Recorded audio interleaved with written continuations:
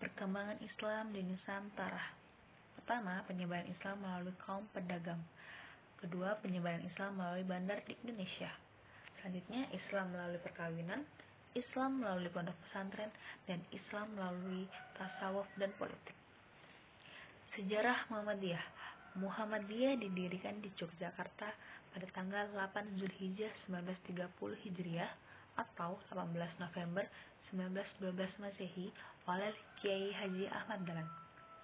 Beliau lahir pada tahun 1969 Masehi atau 24 Sya'ban 1287 Hijriah bertepatan dengan 19 November 1870 Masehi di Kauman, Yogyakarta. Beliau wafat pada tanggal 23 Februari 1923 Masehi. Faktor berdirinya Muhammadiyah. Faktor internal kelahiran Muhammadiyah didukung oleh Ahmad Dahlan, yakni adanya gerakan pembaharuan dan sosiologis. Faktor eksternal terjadi karena kristenisasi, yaitu mengubah agama penduduk menjadi Kristen dan berdampak pada buruk bagi umat manusia. Yang Islam. Muhammadiyah gerakan Islam. Pertama, memiliki karakter wasatiyah, yakni keadilan, keseimbangan, musyawarah, toleransi yang ada pada Muhammadiyah. Kedua, Muhammadiyah wasatiyah, yakni paham Islam merujuk pada Al-Quran dan As-Sunnah. Moderat berkemajuan, yakni pandangan Muhammadiyah perbedaan adalah sunnatullah. Muhammadiyah mengajak umat Islam mengembangkan sikap beragama dan tengahan yang saling mendukung dan menguatkan. Terakhir, karakter non-politik praktis. Muhammadiyah sejak awal tak bergerak dalam perjuangan memperebutkan dan menduduki kekuasaan di pemerintah. Aisyah dan gerakan otonom. Aisyah adalah organisasi perempuan Persyarikatan Muhammadiyah, merupakan gerakan Islam dakwah amar ma'ruf, nahi munkar, dan tajdid yang bersumber dari Al-Quran dan As-Sunnah.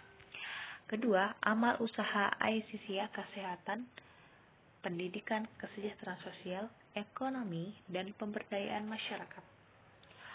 Otonom Muhammadiyah, yakni badan yang dibentuk oleh Perserikatan Muhammadiyah dengan bimbingan dan pengawasan, diberi hak dan kewajiban untuk mengatur rumah tangga sendiri. Terakhir, organisasi otonom Aisyah, Pemuda Muhammadiyah, Nasyiatul Aisyah, Ikatan Fajar Muhammadiyah, Ikatan Mahasiswa Muhammadiyah, Tapak Suci Putra Muhammadiyah, dan Hizbul Wutan. Ideologi Muhammadiyah. Konsep ideologi bersifat mendasar. Ideologi modernis reformis dikatakan sebagai ideologi kaum modernis atau reformis. Terakhir, ideologi berkemajuan.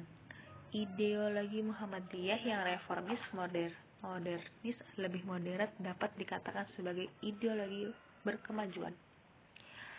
Mukadimah anggaran dasar, sebuah bentuk hukum yang akan dianggap sebagai kedudukan paling tinggi dari batang tubuhnya dan akan terpisah dari berbagai macam batang tubuhnya. Faktor, belum adanya rumusan formal tentang dasar dan cita-cita. Kehidupan rohani warga menurun, kuatnya berbagi pengaruh alam pikiran luar, dan dorongan disusun pembukaan UUD 1945. Ketujuh pokok pikiran dibagi dalam 3 kelompok, yaitu kelompok 1 mengenai hal-hal yang ideologis, kelompok 2 mengenai hal-hal teori perjuangan, dan kelompok 3 mengenai hal-hal tujuan perjuangan. Fungsinya adalah merupakan jiwa, nafas, dan semangat pengabdian perjuangan dan tubuh. Matan keyakinan dan cita-cita hidup Muhammadiyah. Matan, tanah yang tinggi, bunyi atau kalimat yang terdapat dalam hadis yang menjadi isi riwayat. Kedua, sistematika dan pedoman untuk memahami MKCH. Ketiga, kelompok pertama mengandung pokok-pokok yang bersifat ideologis. Kelompok kedua mengandung persoalan mengenai paham agama. Kelompok ketiga mengandung persoalan mengenai fungsi dan misi Muhammadiyah masyarakat RI.